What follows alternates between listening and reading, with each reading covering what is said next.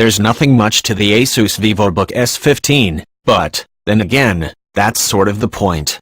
It's a 15.6-inch laptop, but since Asus shaved off some of the frame around the screen, the brushed aluminum-clad body is smaller, and yes, it also looks like a MacBook. The PC is also remarkably light for its size at 3.6 pounds, 1.6 kg. That's not quite as light as the 15-inch Samsung Notebook 9 or the 15.6-inch LG Gram, though the S15 costs a lot less for specs that aren't all too different.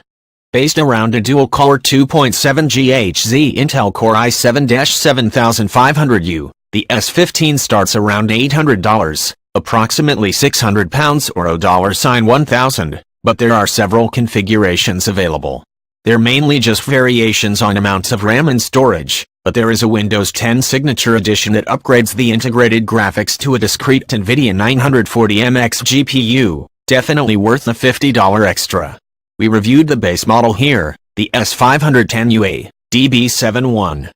Asus VivoBook S15. Price as reviewed $800. Display size resolution 15.6-inch 1920x 1080 display. PC CPU 2.7 GHz Intel Core i7-7500U.